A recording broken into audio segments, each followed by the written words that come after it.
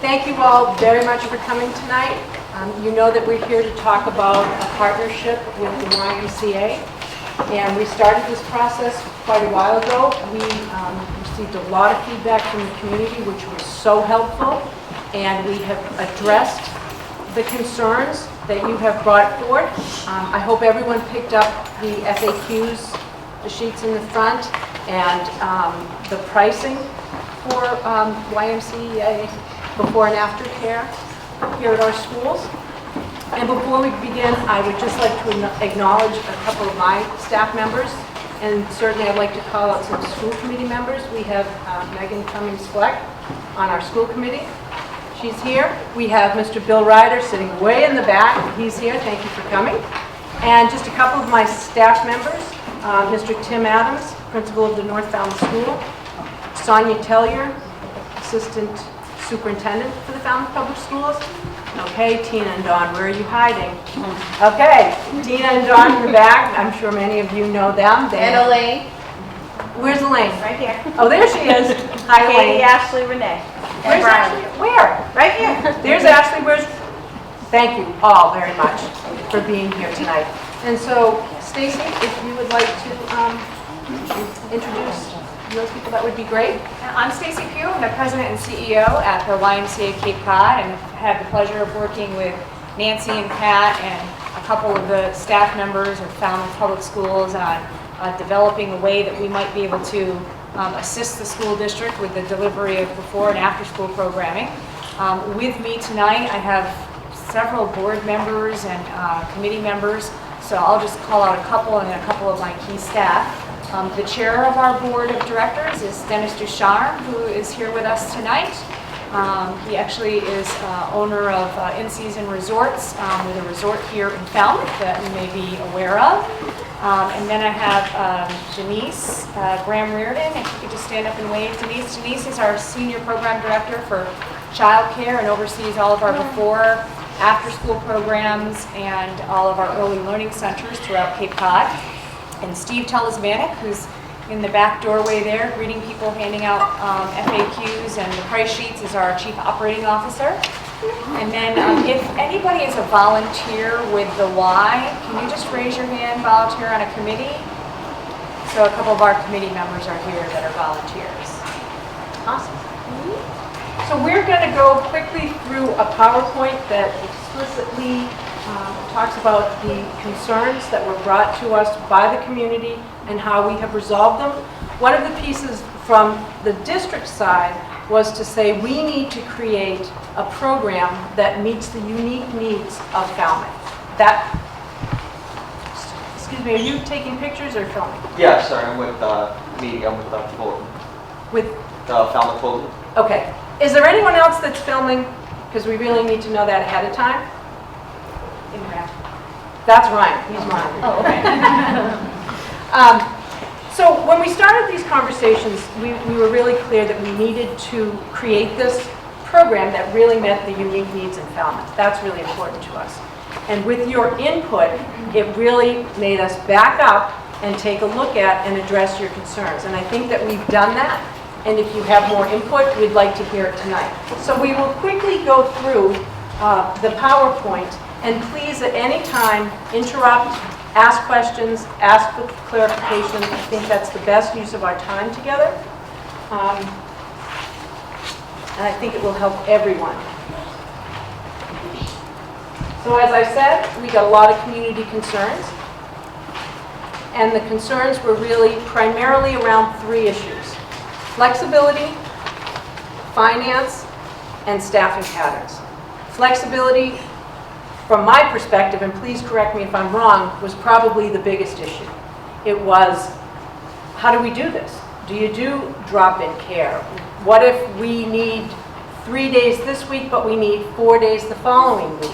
What if we need, so there were a lot of issues around flexibility. So we had to go back to the table and work with Stacy and her group to say, how can we meet the need, that particular need?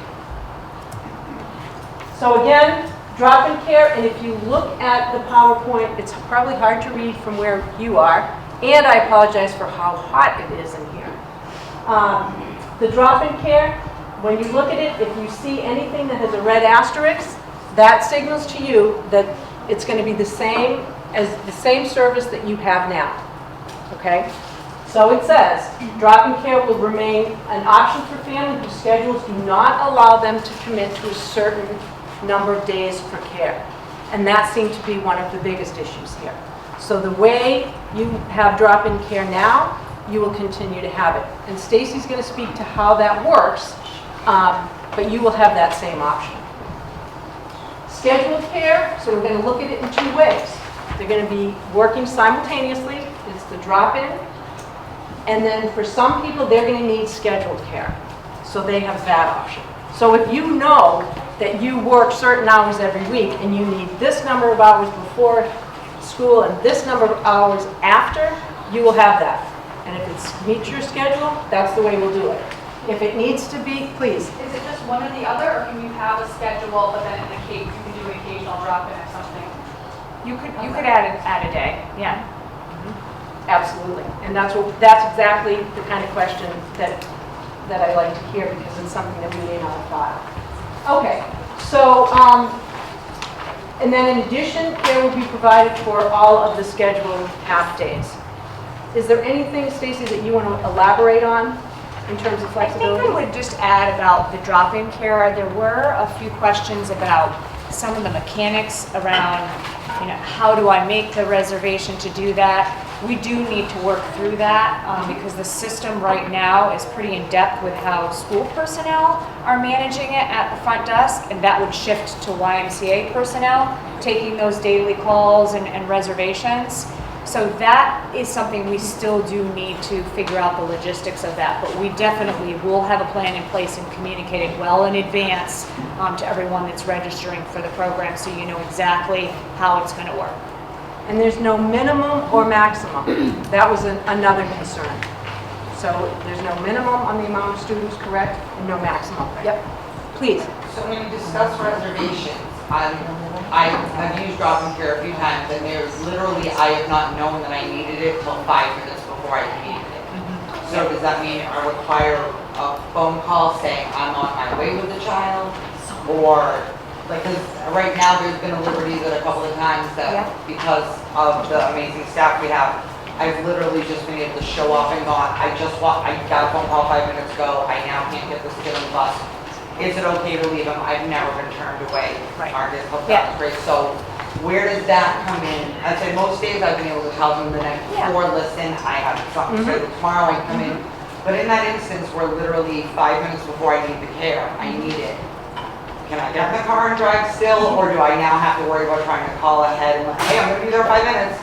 Yeah, we know that's going to happen, Yeah. so we're going to work with families on that for sure. But there, so that if Now, the system for that, who do I call, when do I call by, that's the piece we're going to have to work through. How do we make that transition between school personnel and the line? That's on us to figure out, right? But we still want to be able to give you that level of I care. guess it's the gap between no matter what, when a child's ever been turned away. I mean, and I know there's staffing, I know there's numbers you have to abide by, I know it's just the fate of luck that but the scum schools and their care programs have done everything to never leave a child without. That is what we strive to do, and we will continue. That's a value of the district. And Stacy and I have talked about that, that's why I said there are no minimums and no maximums. So I can't say to you, oh, well, we have too many kids, I can't take your child today. We don't want to do that. That's not what we value. So one of the great elements that we have is this long history of a program where we can look at attendance and what typically has been at each one of the schools during a school year. So our plan is to license for that plus some, so that we can have enough space if you have one of those days where there's 3 people, out of the blue that have a crisis that need something. So we will license and staff according to what we think, looking at history, we're going to need for each location. The larger number, Yeah. right? Because you're going to leave that flexibility. So you're going to aim for that larger number, plan for that larger number. Even though you're not going to call us every week potentially, but there are times when you're going to, and you're not going to be the only one. There seemed to be a question in the back. I think she covered some of it. My question was, so I am a scheduled 1 day a weeker right now. I probably utilize Kids Club about 6 times as a emergency situation in the past where I've just called the school. Is there a way to keep it where we still call the school? Because I feel the school needs to know as well as you Oh, yeah. as well, Right. that we contact them still and then they get it to you? Right. Yeah, so that's what I mean about how the system sort of has to be worked out, because right now, you call the school office, they're going to notify that classroom teacher, Right, 'cause a lot of right? people So involved. these are the pieces we want to make sure we have exactly down. It's going to work exactly like this, because we do not want lost children between the phone call and the end of the day when you need to be picking up your happy child. Right, it's maddening, and it happened to me last year. My child was supposed to go to Kids Club. She got put on a bus home to nobody. But, I mean, she went back, she was fine, but it was maddening for me because I did everything I had to do. Yeah. And I'm like, where was that communication lost? So we'll work to improve that.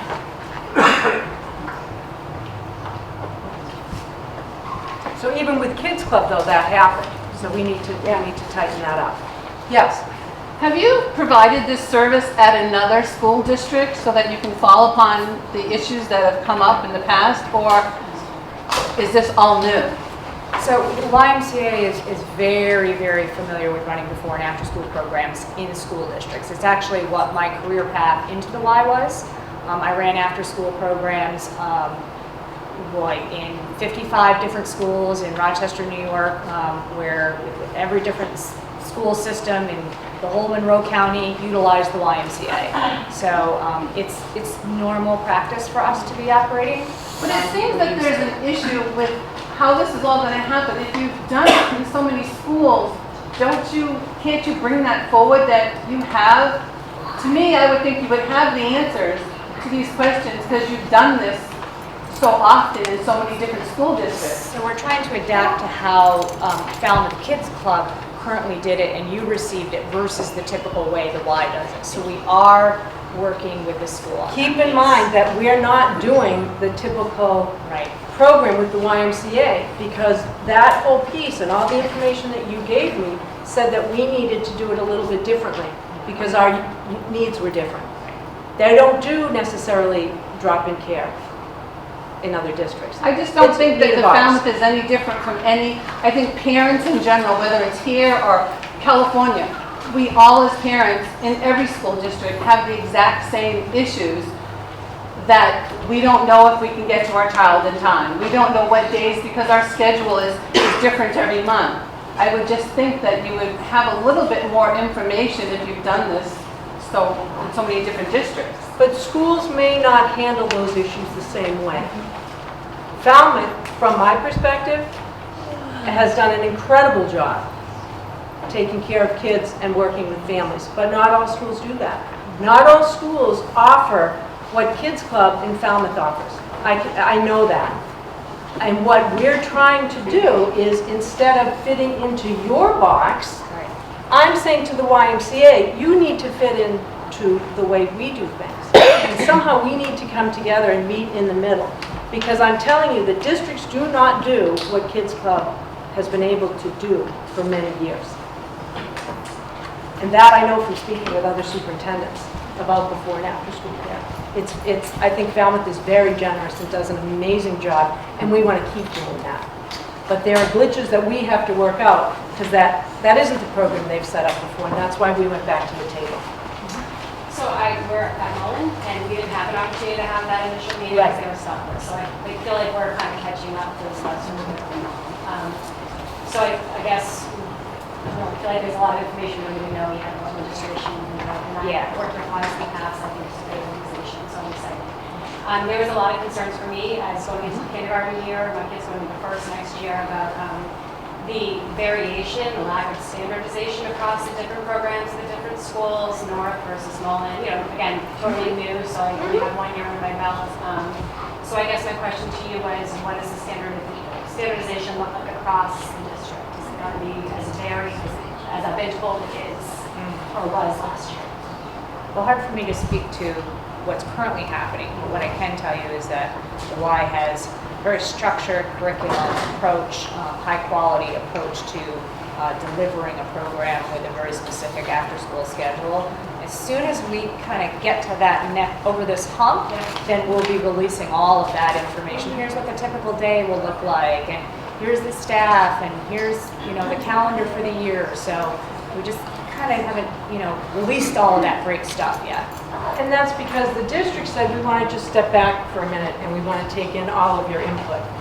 And the Y was very gracious and said, well, then come back and tell us, you know, give us some more information about what your needs are. So we kind of, that was our fault. We stopped doing it for a little bit just because I needed to take in all the information, read all the emails, have conversations with people, listen to what your concerns were so that I could make sure that moving forward we could meet those needs. Does that? Okay, so we're going to go over here and then over here. I was part of the YMCA program at Stony Brook Elementary when my son was in preschool, and we had a very positive experience. And one of the things I liked about it was the fact that we had the separate rooms for the different age kids, because one thing I that sometimes been an issue is the wee ones, and then there's some fourth graders, and then there's a little bit of kind of contention at times, and I really liked the fact that the Y had that separation, and I kind of, is that going to be something that would be still incorporated into the program here? I'm at Mullen now with 2 weeks and soon to be fourth grade. So early ed programs definitely run differently than before and after school programs, with having separate classrooms, and that's required by EEC regulations. Not required when you start moving into school-age childcare regulations. But a typical YMCA after-school program will break activities out and will break kids out into, I'm going to have the kindergarten first and second graders, I'll have the third and fourth graders. And so they're going to rotate through their activities and participate in age-appropriate activities, but still within that same space, or one group is having snack while another one is going outside to play and another one is doing homework, and then it's like this big rotation. So if that paints a little bit of a picture for you how you might do it in that scenario. Okay? Yes? I just wanted to, if we could step back even further, and maybe I missed this information, but why did Falmouth make the decision to outsource the before and That's after? a very good question. How was the line chosen?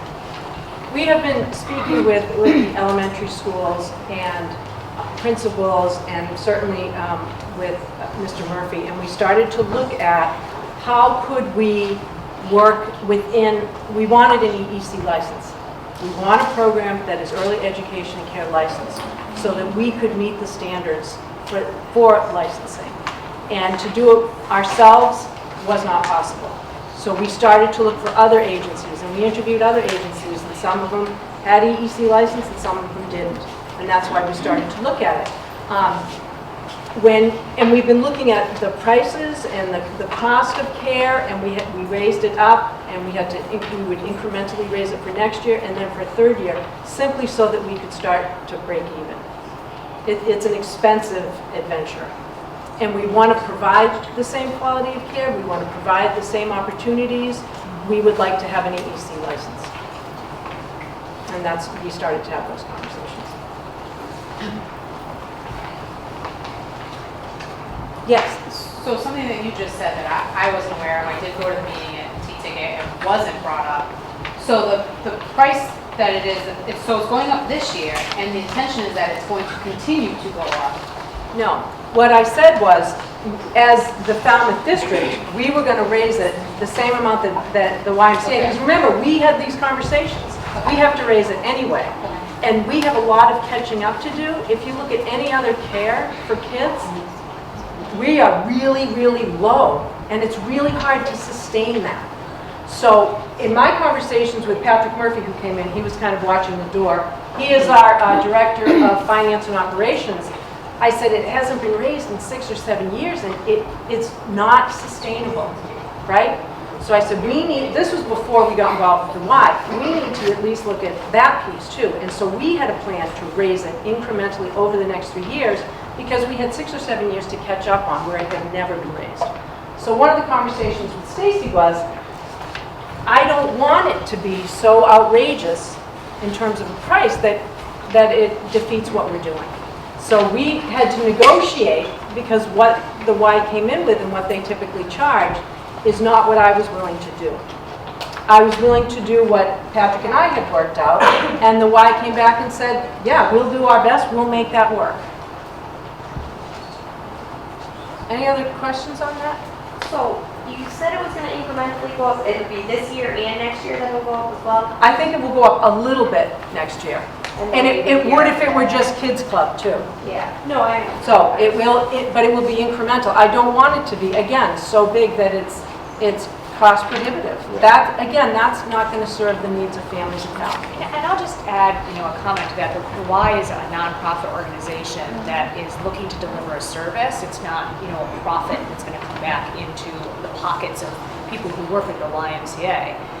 Our impact on price increases is primarily driven by the cost of health benefits and what it costs for us to pay for health benefits for employees. Minimum wage hikes that have happened across the state, they're mandated. And $15 an hour is coming sooner rather than later. We know it's going to come. So all of those external factors are really what drive our pricing, but we work super, super hard through a lot of our fundraising efforts to keep our prices extremely affordable. And I absolutely want to emphasize the Y never turns anyone away due to their inability to pay. And I hear people say, yeah, but I make this much money, I would never qualify. We don't look at it that way. We look at a household and what's impacting a household when we make our decisions for financial assistance. We're not government regulated on how we give out our financial assistance. So there's families that have tragedies that happen. Somebody has become ill with cancer in the household and can't work anymore. So we work with that family to help them pay for the services that they need. Okay? There's another question. When those cost of living price increases come and whatnot, does the Y determine that, or does the school district does that have to be approved with the school district? And is this a one-year contract with the Y? Is it a 5-year contract? What is kind of the control factor? I don't have a contract yet, and I've been very clear that, and I've said it repeatedly, that we have signed nothing yet. Will I have control over it? I won't. The YMCA will. However, it's still kind of our buildings, and it's a partnership, right? So would I want to have some influence on that? Yes. I want that to be a conversation. Because they're servicing my families, and it would be not okay for me to bring in a service that A, I didn't believe in, or that B, would become so prohibitive that it wouldn't serve the needs of Falmouth. That's not what I'm supposed to be doing. I would add, preliminarily what we're talking about, because, we're dating and we're going to get engaged soon, but do we want to be married forever? So what we're going to be working through is, let's do this for a year. Let's see how it goes. Let's look at next year. What adaptations would we need to make to further synthesize a strong partnership? Is there something that we need to do to change the curriculum to the program? Is there something we need to do to adapt to additional growing needs? Because things are changing all the time. We're going to be side by side in working those things out together. To that point, would it be helpful if it is a year out for there to be some sort of evaluation Feedback, mechanism? yes. I don't think we've ever been asked, as the kids club has been great, but I've never been I have the opportunity to evaluate some things that Sure. I think would have been helpful. So And that would that's be that. really, really important before I would then sign on for another year, right? Because if it's not meeting your needs, and I'm sure I'm going to hear about it if it's not meeting your needs, right? Okay? But that's what I'm here for. So that I can go back to Stacy in year 2 and say, yeah, it's working, or, man, this is not meeting the needs the way I had anticipated. And we'll So- survey parents as well and want to know, how's it going, and what are you experiencing? What's your child experiencing? So we actually send out surveys that ask you to sit down with your child and talk about the experience in the program as well. Okay? So I just want to move on a little bit, just because I have a couple more points on flexibility. Another question was, if school is canceled due to inclement weather, will childcare be available? And it will not be because it's going to run the same way it runs now. If you get that horrible robocall from me at 4:05 in the morning, everything will be canceled. Pre-K, morning pre-K is canceled, before school care is canceled, after school care is canceled, school is canceled. So that's not any different. Schools are observing holidays, will childcare be available? And when schools officially closed, childcare will not be available. So that I think could be a little confusing for folks when you start to think about school vacations versus an actual official holiday. So right now you kind of have that schedule of school is closed, it's closed, it's closed. That means there's no kids club.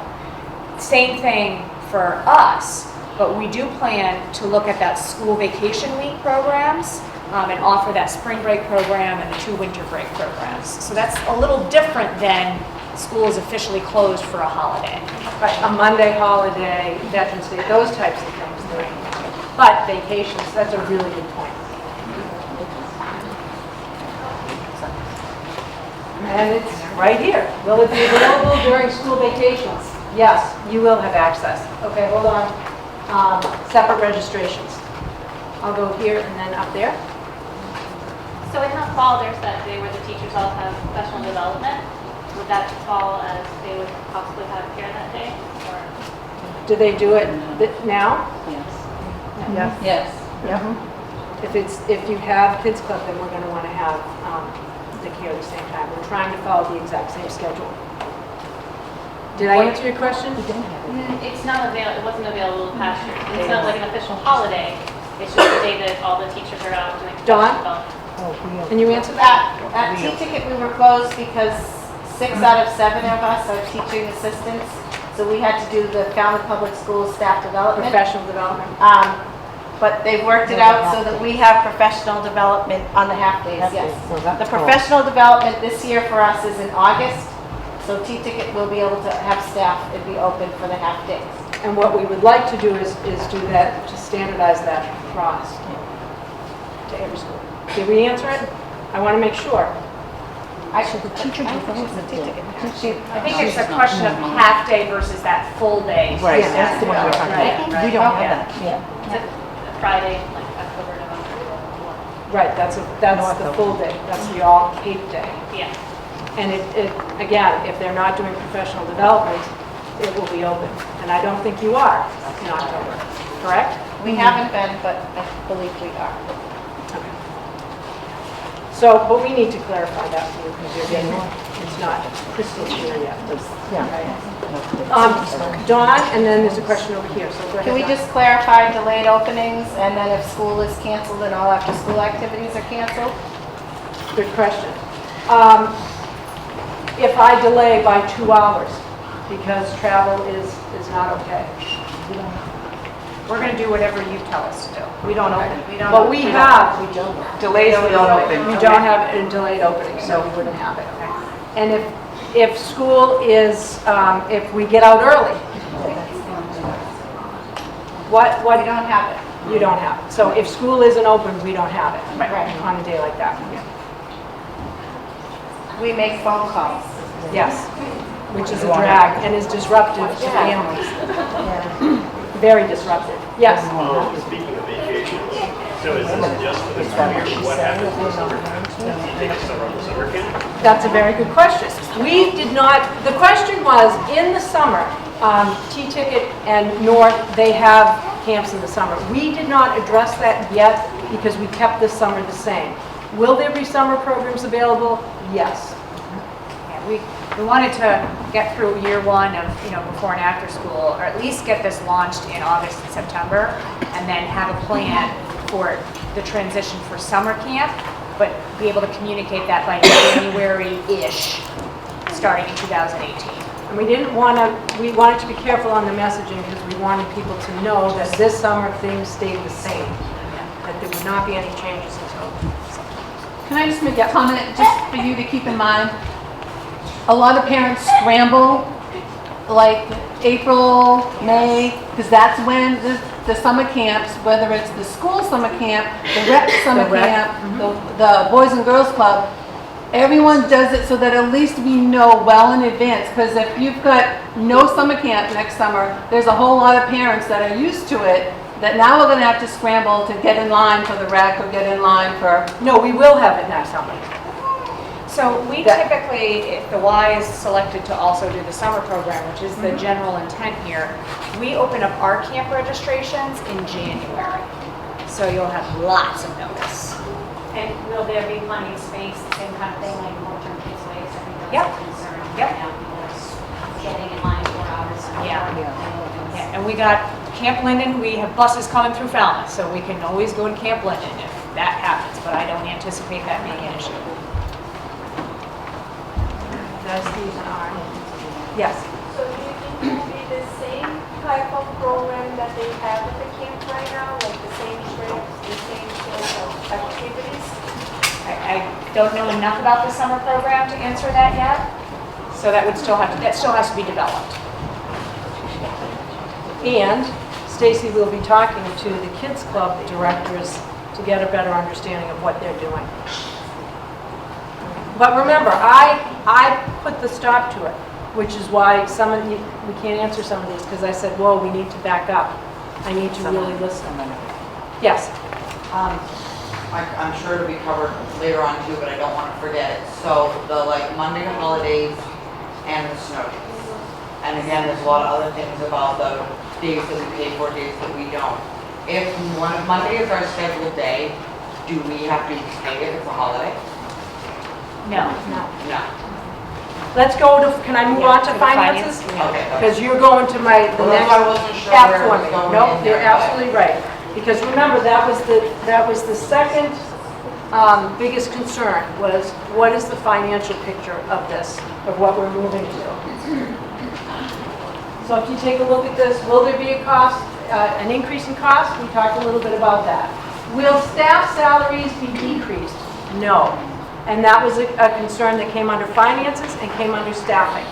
People wanted to know if the staff wants to stay because my kids know them, are you giving them the opportunity? Every single person in Kids Club who would like to work with the YMCA can work with the YMCA. If that's their choice, and Dawn and Tina have been around for a very, very long time. I think you're seeing third generation, Dawn, is that true? Okay, so it would be foolish for us, right? Makes no sense to say we're going to wipe it all out and we're going to hire all new people. That makes no sense. So anyone who wants to, and how many people have, Yeah, we got I think 90% into the hiring process and then put I rates stopped. on. Yep. And we have, I think there were 27 Kids Club staff that applied and, Yep. are all ready to go. we're saying we want to do this. So anyone who would like to, may. Yes? So I don't work at the kids club after school, but I do the summer, like that still count for me if I do the summer program and it ends up being like next summer. Yep. Would I Yes. still- We will need you, yes, I was just going to say that. Yes, a resounding yes. And we want you. Yes. There's another question over here, and then to you, sir. Yes? One of the things when I was with the Y program before is we had access to the Y pool because we were Y members, Y students. Is that going to be any swim access or is there only So you mean if you're a Y member? Well, if You're not. We were, I think the way, when I joined, it was if you were a Y member, you got a discount on your childcare, if I remember correctly. Yeah. A long time ago. And then you also had access to pool, there was a Y pool, and I know that's far now, but there's these rumors that there's gonna be one in Falmouth, I don't know if that's. So if you're a member of the Y, you will have, this will be additional access, but we will not have two different prices for people who are members of the Y versus people who are not members of the Y. And anybody who joins the Y can absolutely, take advantage of all the programs and services that we offer. A lot of people, what they will do is buy a youth membership for their child when they're participating in a program like a school-age childcare program, and say, all right, I'm going to add on to that swim lessons, and then get the member rate for my child to take swim lessons or to do ballet or tap or whatever it is that they'd be interested in. And then second part about, a Y in Falmouth, we're working on it. working on. And that's a whole other topic. Yeah, we're not there presentation yet. For another night. Sir? Yeah, what's the advantage of having the scheduled compared to the drop-in? Because to me, it's like if I have scheduled and my child can't go, I don't have to pay for that day. But if I just do drop-in, I only pay for the days I go, which is currently the way it is. I only pay for the days she's there.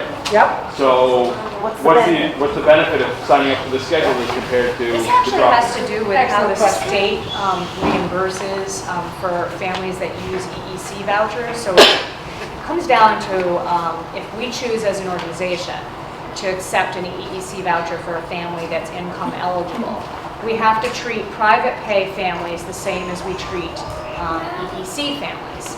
And EEC families, when they're receiving that voucher, whatever days you are scheduled for have to be paid for and reserved for, and then we bill for those days. So you have to treat the private pay families the same.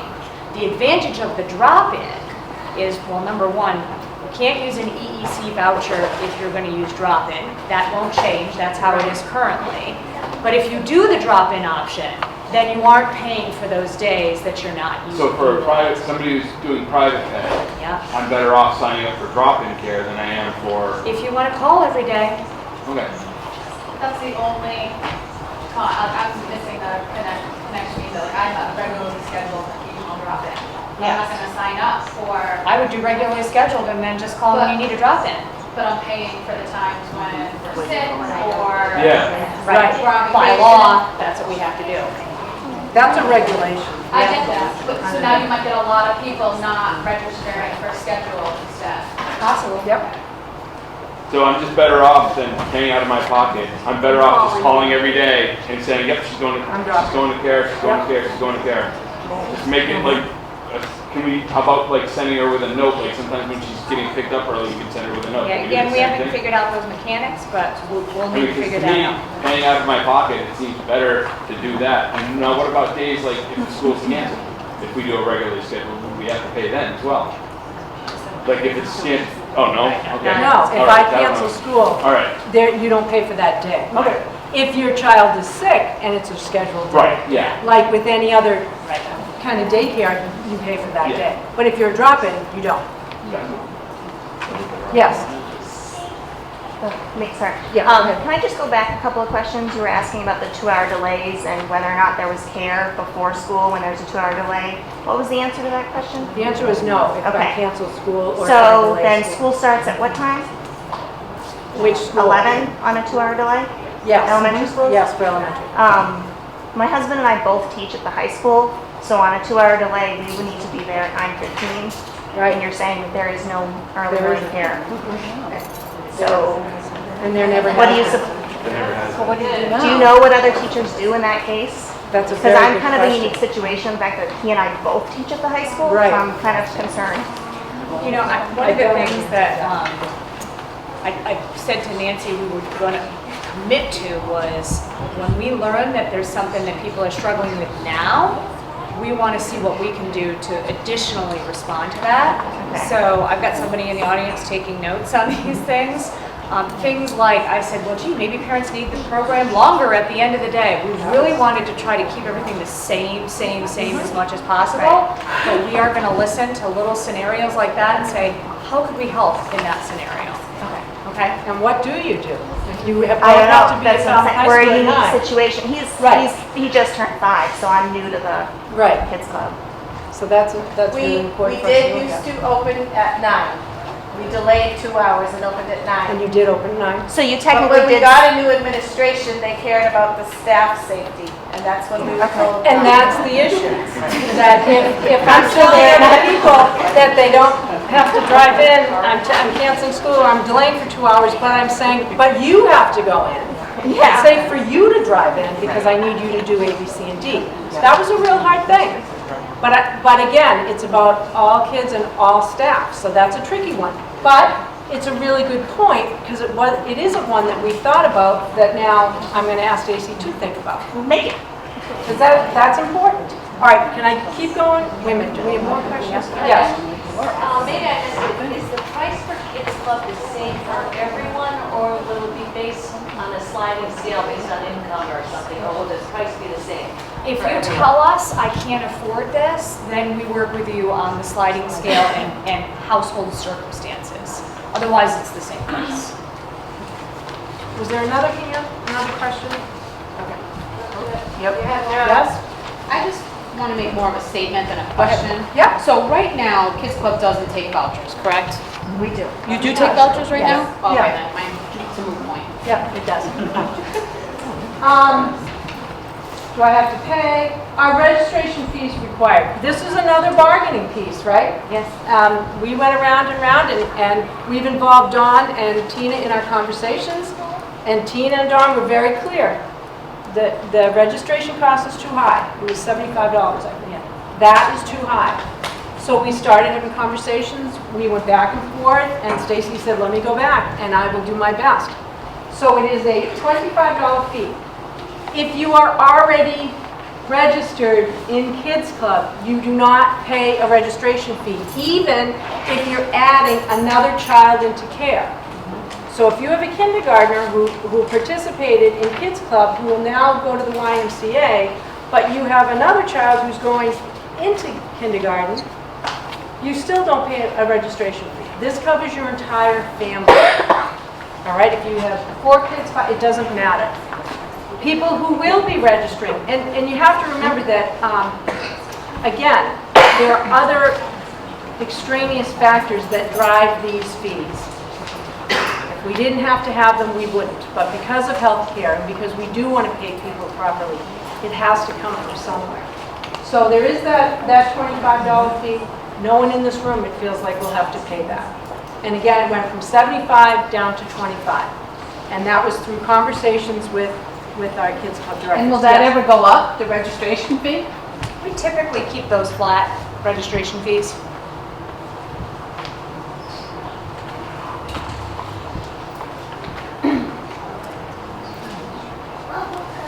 Okay, are deposits required? Do you want to speak to the deposits? How that works in Yeah. terms of the days? So if you choose to do the regular schedule, I'm going to need it Monday through Friday, 5 days a week, sign them up for the whole year, then first and last week. And that gets applied to your first and last week in the program. If you are doing the drop-in program, you're just going to reserve your first day and your last day in the program. And again, it gets applied to your first and last day in the program. And what if I can't? What if I can't pay for 2 weeks in advance? Is that something you So can work with? anyone on a voucher or with financial assistance needs, there is no deposit. What if we don't have those things? We need a deposit. So if you have two, I just did the math, so if you have 2 kids, right, at $18 a day, and you have to pay 2 weeks in advance, plus a $25 registration fee, that's what, like close to $400 or something like that? If I can't pay that, I can't sign my child up. Is there going to be an option to maybe make payments, Yes. $100 a month until, or a Yes. week or whatever? Until Denise is sitting behind you, nodding her head. She does this all the time with families that struggle. Yeah. I don't want money to To be be the there. issue Right. that prohibits families from getting the care that they need. And we've had this conversation, and I have to say that the YMCA keeps coming back and has been knocking things down right straight along. So I think what we've come up with is fair. And so what we could do in that instance is, say you're having a hard time the first and last week, I will look at you and I will say, okay, tell me what you can afford each week. So if it's $5 until you've made your first and last week, that's what we'll do. You'll just add that to your weekly payment and until we're caught up. How do I pay for care? Check, money order, credit card? And another question that came up was, will my children need money while they're at before or after school care or during the summer camps? And we discourage kids from bringing money. And I believe that's true with our clubs now. May I use my voucher for drop-in care? I think we addressed that. EEC does not allow that. It's not allowed. Sorry. Don't apologize. If the children are gonna eat breakfast through the school, they need money for that if they pay for that. In the school day? Yes, the breakfast program costs. Right. $1.70. I guess I was talking about, do they need Right. money to, Yeah, not because to you're gonna buy something Yes. during, but that's a good, Okay. that's a good point, okay. So breakfast will still be offered? Yes. Yes. No family will be turned away. I think that's really, really important, and I think the assistance piece is important. And one of the pieces that was really difficult was, again, people make a certain amount of money, but something shifts in the family system. We deal with this in school all the time. There's a shift, something happens. We reach out and we work with that family, and that certainly is the expectation, and you've been very accommodating about that. It can't keep you away from getting the care that you need. Will I be billed for days my child does not attend? I think we addressed that. Are there any other questions around that? Yes? Not so much, I guess it's just the billing in general. So, I paid my first and last week. The end of the first week comes and goes. The next week, do I pay at the beginning of the week, do I pay at the end of the week? So the timing of all of the payment schedule, I'm gonna really let Denise answer that, and I think she's gonna need to figure that out and how that works with all of her other centers that she has going and when we're billing. So I'm gonna hold on an answer on that. All right, well then my two comments on this, on that for going forward is, right now we pay at the end of the week. Because again, if you use drop-in, if you use whatever, you don't know. Right. My second question on that is, and it doesn't happen often luckily, but there were days that on my last day, my scheduled day of payment, I get stuck, I have to send somebody else on the pickup list to grab it. I don't necessarily have time to send a check, let them grab my credit card, let them have something. Our kids club is great and is well aware that my kids are not going anywhere and that they're gonna show up at school tomorrow. Like, is that gonna be an issue where someone comes to pick up my kid, I owe the balance for the week when I get there next week? We actually intend to not have the kids club staff that are working with the kids have to deal with payments at all.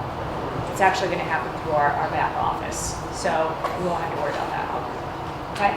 And the other question that I just want to, that you asked was the piece that caught my ear. Again, it's not the money because we're going to work with you. We are going to be really careful about making sure that the Y knows, just like a kids club does now, who has permission to pick your child up. absolutely. That's the piece that, but that's just from a school administration side that I'm like, oh.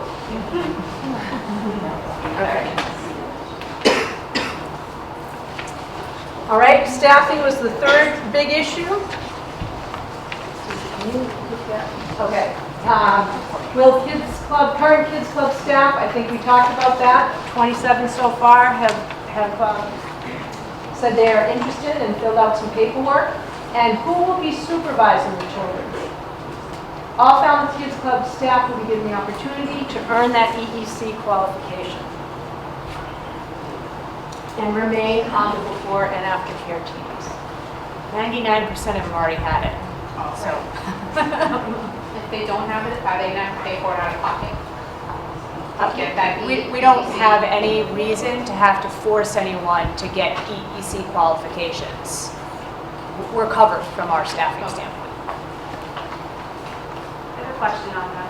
Sure. I don't know, maybe I missed it.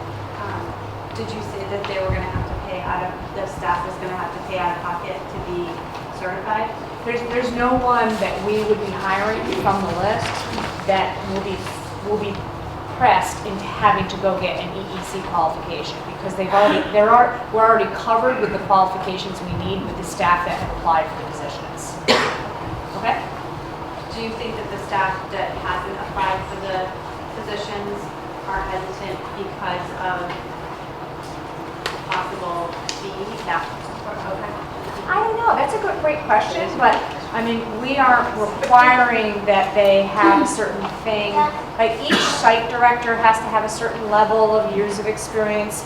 We're good with that. Your group leaders have to have a certain level of years of experience. We haven't run into totally not qualified to do this work. So if I applied, would I have to, and I'm not EEC certified, would I have to pay to become EEC certified to work for you? No. Because I'm hearing a lot of financial assistance for families and such. Yeah. But what about the people that have been taking care of our kids for all this time? are they hesitant because of a fee? Yeah. It's, I can't speak to I don't think how they're so. feeling. You don't think so? I don't. Tina and I John, don't. does anyone want to speak to that? Do you get any sense that people haven't applied because they're feeling like, I don't want to pay for certification? I really don't. I think we've all been in the system for so long Okay. that we do qualify for what they're looking for. Years of experience of this staff is amazing. 30 years, 35 years, 25 years, and really that's what EEC is looking at, is there's so many ors in how they set this up. You must have this, or this, or this, or this, or this, and there's so many ors that they really make it fairly easy for people. Now, that's not to say that EEC isn't going to change what they require. A couple of years ago, they were looking to change in early ed, all head teachers in classrooms having to have bachelor's degrees, and it was nuts. And they had to pull back the regulation because exactly what you're speaking to, people couldn't afford to go back to school to get a bachelor's degree in order to be a head teacher in a classroom. So for this program to jumpstart and the kids to see the friendly faces that they've seen for years, and then have it be, next year or 2 years from now. No, just kidding. Yep.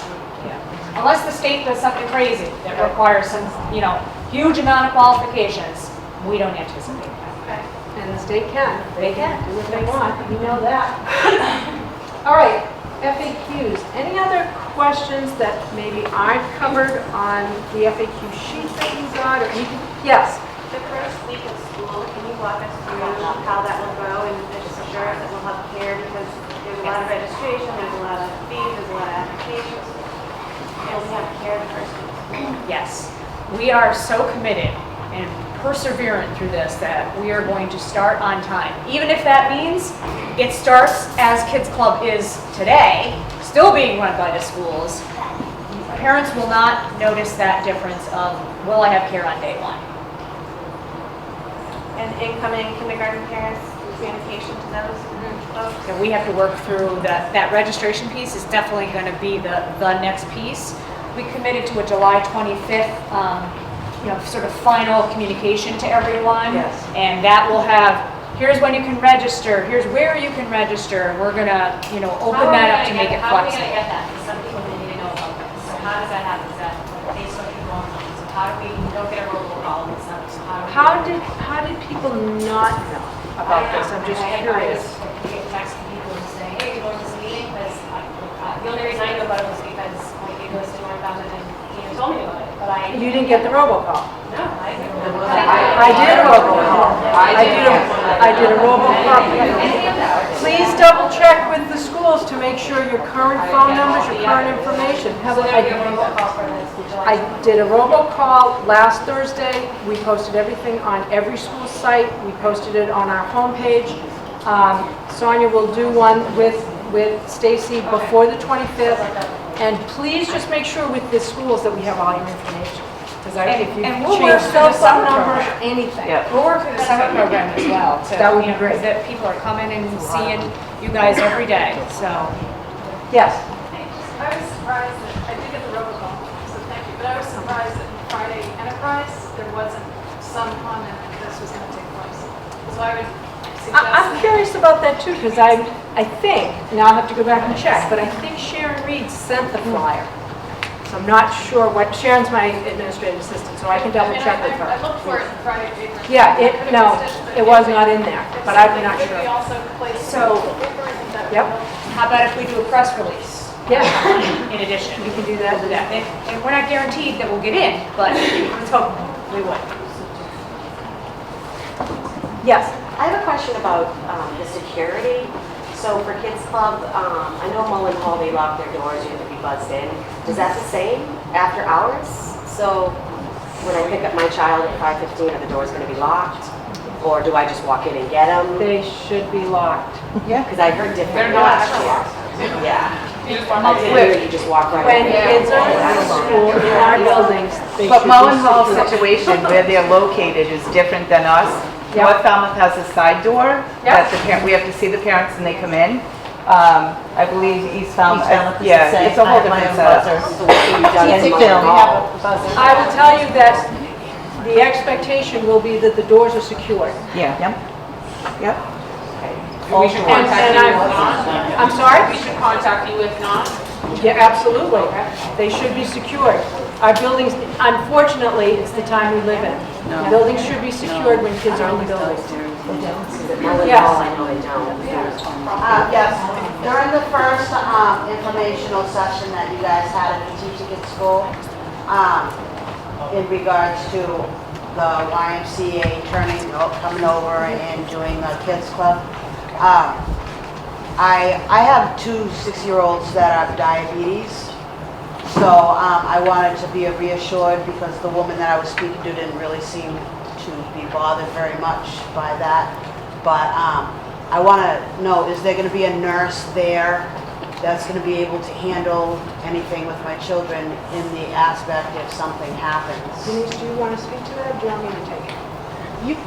You can take that. I mean, the school, we spoke, that was one of the discussions that I brought forward because of your concern.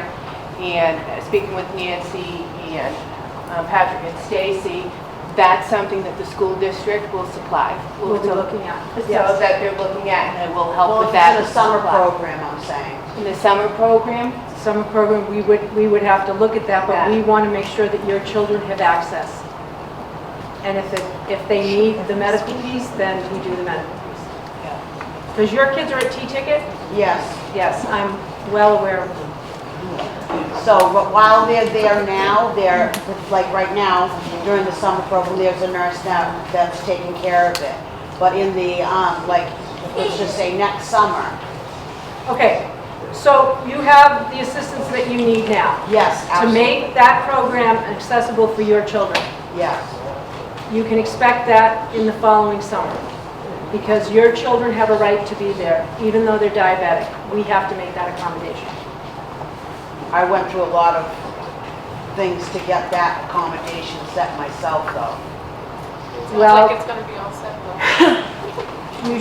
you should be all set, and when we heard about it, I made sure that we were having a nurse after school and paying that nurse. Okay. All right, you guys are gonna have to fight it out, because I'm not We sure. already discussed it.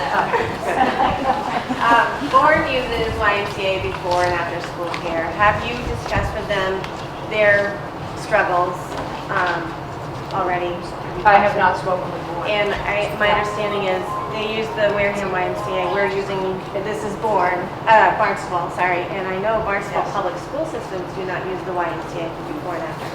Is that because they're already EDC certified, or is there a It's reason? school district choice, Okay. whether they want to outsource or do it themselves. Okay. So, Falmouth is a leader on Cape Cod in, making this choice. Bourne did it last year, and the relationship actually happened because the superintendent was a member of the Wareham Y, so they asked that Y. And we play nice with our Y neighbors, and they're running the program for Bourne schools. So, I'm not a member. so I'm just saying. consulting with Bourne might be a good idea to find out how it's going for them. I know that they're having some struggles. Yeah, and my final comment is, I heard you say Camp Linden. I struggle to pay for a week at Camp Linden for 2 kids, so if that's the solution to the summer program, it's not gonna work for most families, for the whole summer. Are your children participating in our summer programs now? Yeah, 2, I'm gonna have 3 next year. Wow. Yeah, so, And if Camp if they're Linden, struggling with paying, we will help. yeah, well, If that means you have to call me and say, Stacy, you told me you'd help. but a whole summer at Camp Linden is kind of. But we want you in our district's summer program.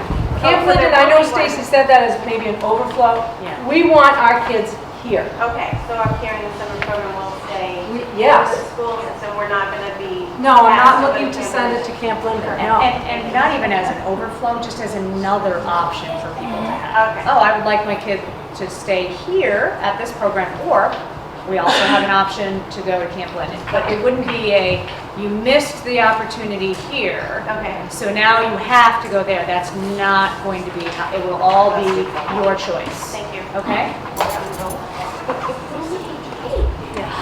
I wanted just because thinking of my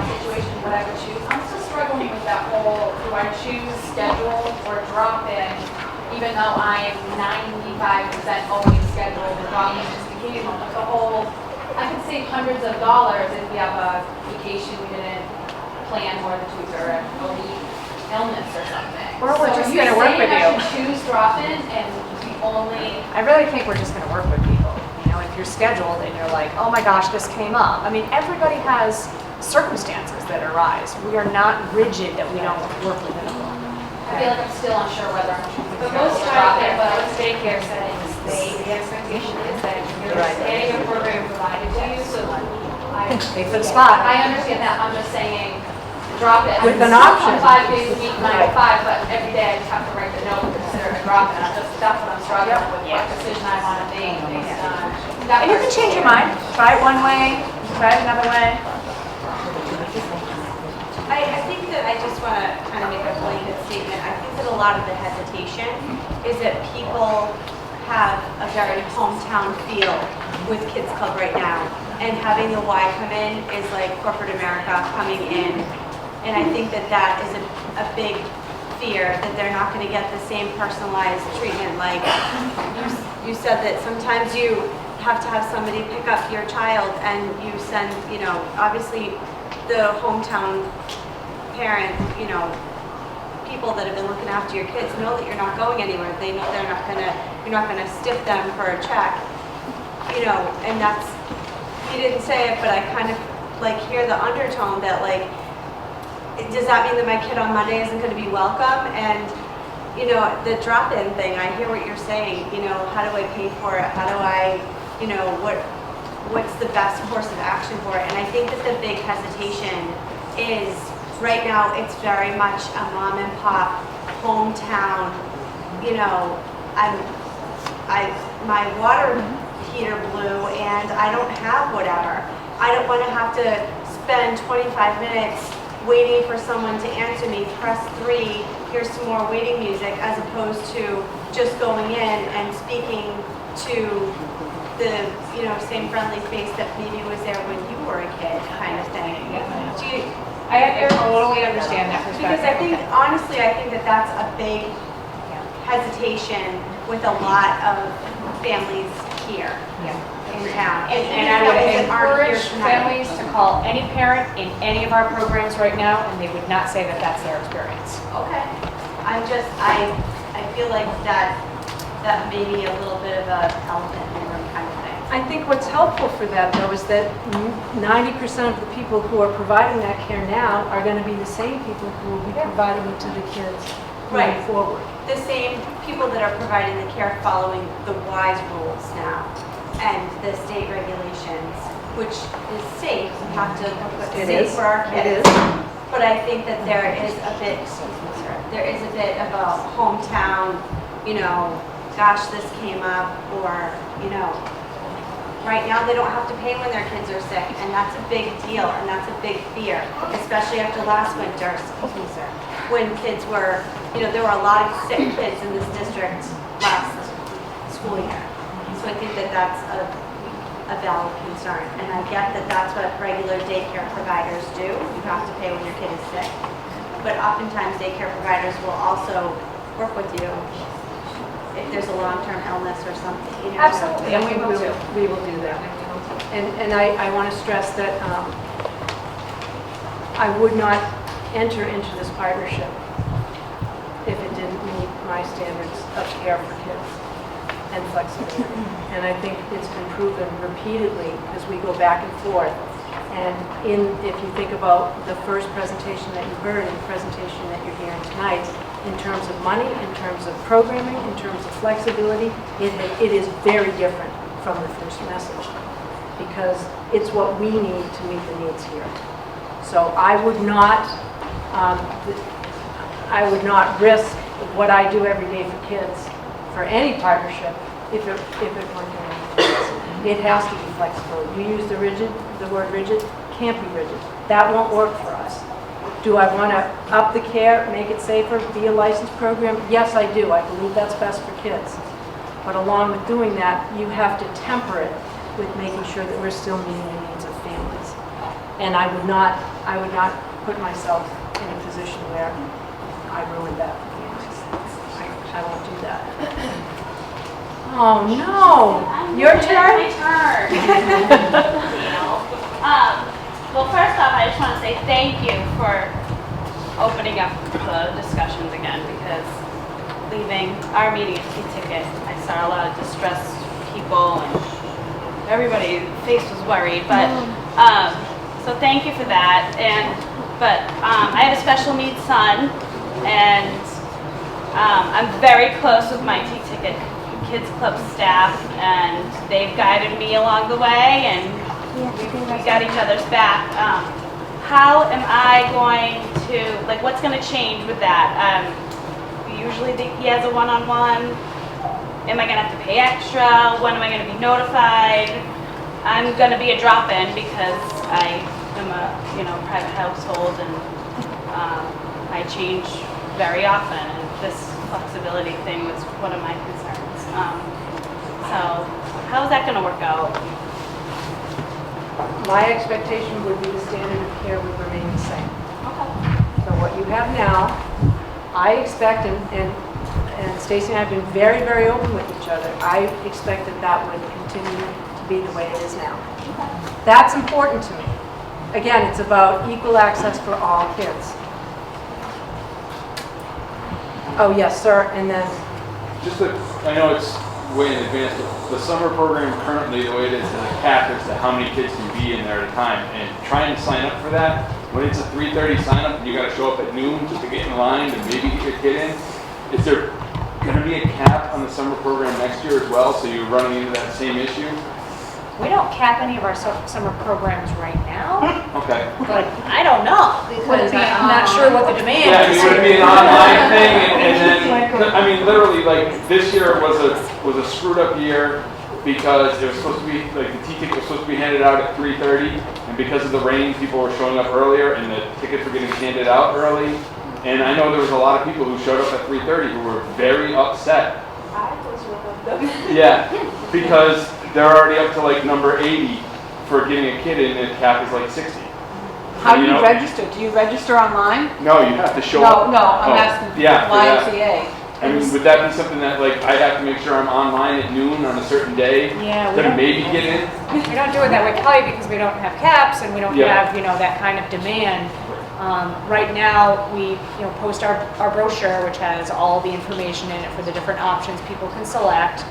They fill out their paperwork at their leisure, which, by the way, people are still doing it, registering. So it just keeps rolling in, and it kind of hits a peak end of May, beginning of June, but we don't currently have a scenario where tickets are being given out and Not a there's one-day there's a cap, Yeah. Can you accommodate a summer care program of 80 students?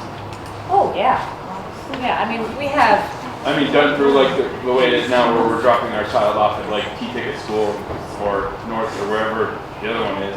Would that be the same thing? It would be at that school, or would that well, have to be that's at the some other, other we were going to facility? talk about, how are we going to cycle through for like the spring break and the winter break? Which schools are going to be the host schools? Those are some of the mechanics we are still. But I mean, it's still planning on being, figuring like, out. at a school, Yes. not, Yeah. like, we gotta Yes. take them to, like, No, Mass. no, it will be one of our district buildings. Okay, One of all our right. schools, not the admin building, but one of the schools, yes.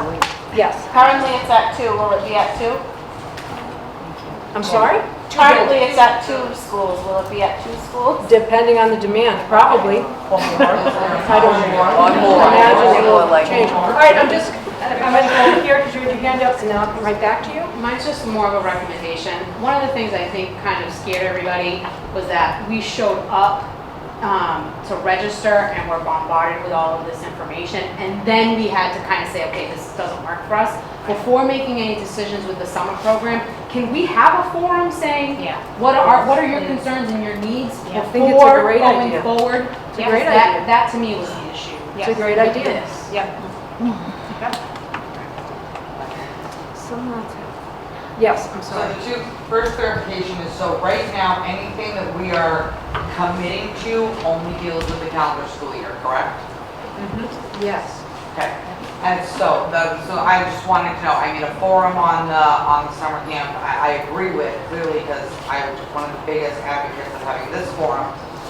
but I wanted to know, like you said, there's been no contract signed yet, and I've heard you, and I believe that since the first time you put that out there. When and if a contract is signed after this, I want to know, does that contract include summer camp or not? Because then a forum, I mean, a forum's great, but I don't like anything that's already signed in stone, and then you want to give me a forum about it. But I can sign a contract that says that there'll be a summer camp, but what your input will be what that looks like. It won't be that whether we're having it or not, because we're going to have it. I've heard you very clearly. The input would be in a forum, if it starts in January or February to sign up, you'd have that forum in December or January to say, what is it that you need? What is it that you want it to look like? But I wouldn't stop short of signing a contract because I would want that summer piece built in. What it looks like, you guys can work on. But I would put it as part of the contract. Because I know it's a need in the district, and if I don't want to be scrambling to then amend something. That makes no sense to me. Yes, and then I'll come right back to you. Yes, back up in the corner. Has there been any discussion or proposal about maybe having a steering committee of the parents that want to be involved or interested in this to kind of to instead of having 100 families bombarding you with stuff, maybe having a steering committee, a group from each school where they can say, hey, these are our issues over here, these are our issues over here.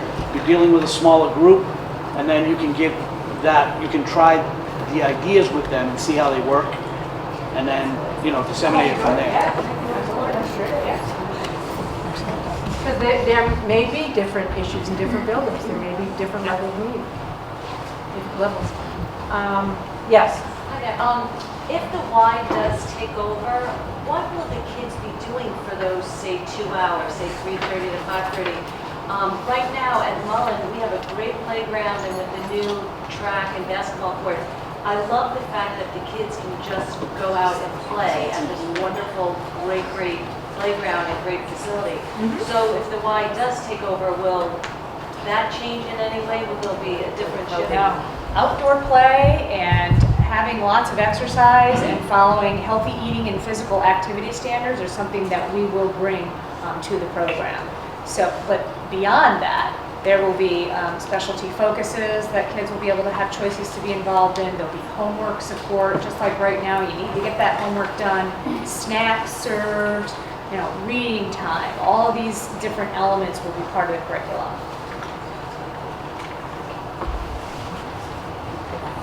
Over here, and then we'll come back. I guess I had a follow-up to that, and in terms of the daily structure, the Kids Club program runs a great program. Yeah. So are the current teachers for Kids Club going to be involved in how that daily structure is set up? Because they've got, all the experience, they know what works. I mean, as do you, but they know specifically for our kids. And they know your kids. They have to write their lesson plans and all that, and EEC wants to see them, and so they have to own that, write that. Yes. Yes. Well, that hinges on part of my concern, because part of the draw of a lot of days it is 2 hours that my child does not have to be structured. It is 2 hours that after sitting all day and being quiet, and that was the other thing you said about separating the age groups. And for some that can be a concern and a valid one, and I get it. For myself, it's not that. My child is a third grader that has kindergarten friends that he likes to help out the younger ones and teach them how to play basketball, and he likes to help the older ones. And I don't like the change in the structure of just the vibe I'm hearing. So I want to clarify the vibe I'm hearing, that now we're going to have reading time, we're going to have age-based activities, we're going to have all this, when it really is a nice time for them to intermingle with the community. The older kids learn how to be better role models, the younger kids can get help from the older kids, and there's clearly enough teacher supervision that, as far as I know, there aren't any problems with fourth graders bullying on kindergartners. That now, I said, my kids basically sit down and shut up for 8 hours a day, and they know when they go to Kids Club, there's the opportunity to go get a homework help right away. Our kids are very focused on it, get homework, let's work on that first. But then they might go outside, they might paint something, they might read books, they might do all these things. So how far away from that are we talking? Not at all. Still choice by your child. That's like the thinking on the community thing and the family thing, which I addressed to you when we were talking prior, is they know our kids, I understand, but now you're having us explain the EDC regulations and all these rules And a that lot of that suddenly stuff have to is come in. behind the scenes that you don't notice. And It's I formalized. understand that, but will the behind the scenes work affect what implements for them?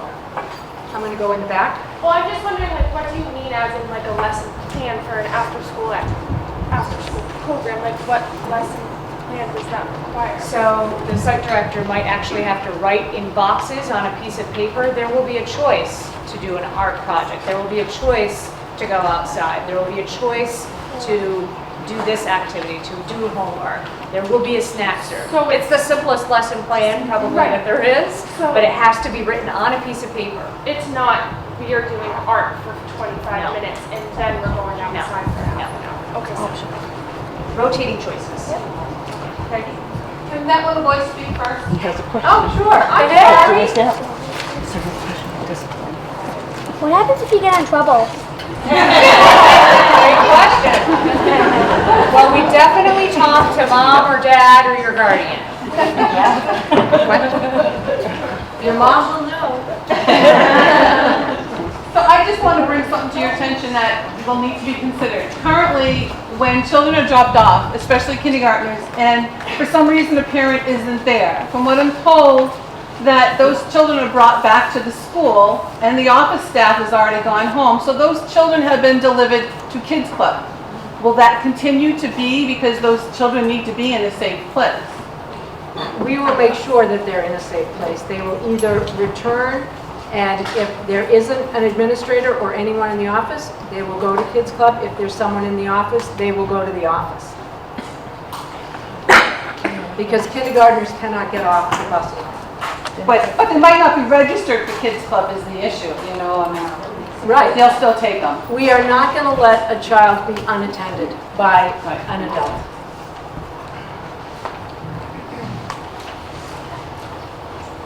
Yes.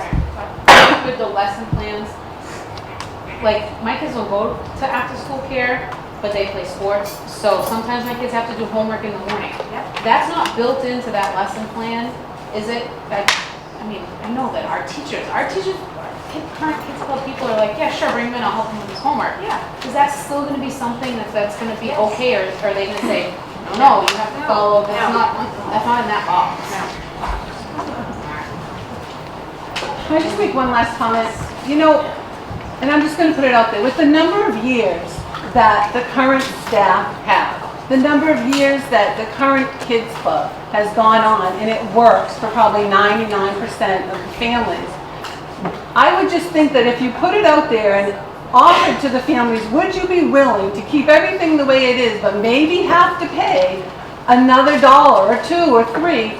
I would think that the comfort of what we have and not changing it with with everything the way it is and maybe having to pay a little bit more, that we would rather struggle to pay a little bit more than to have a whole new system thrown at us that we don't know, we don't know what to expect.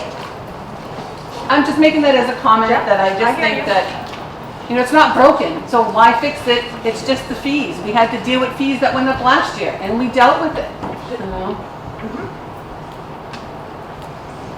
Yes. One thing I want to highlight is, I use the summer camps because I don't have time to go out with my son every day. I work all day. And I'm glad that they do all the activities that they do now with my son, because I would never have the time to do with him.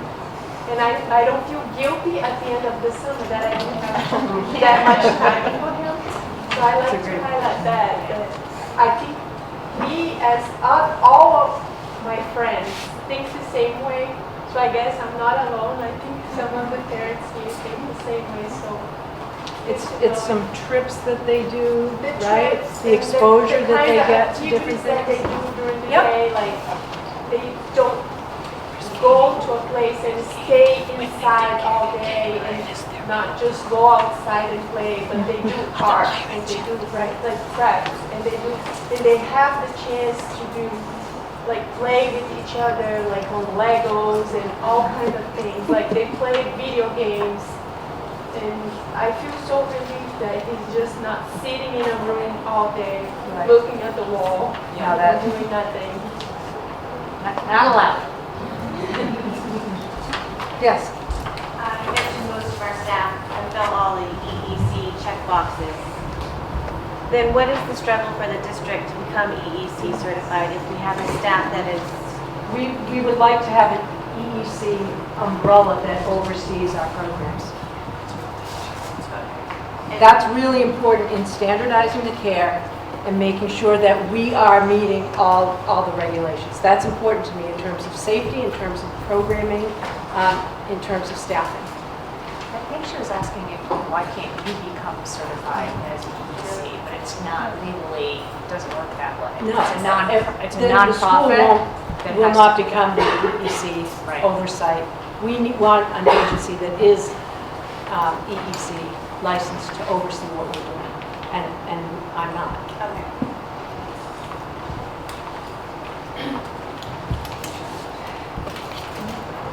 All right, thank you so much for coming. Thank you.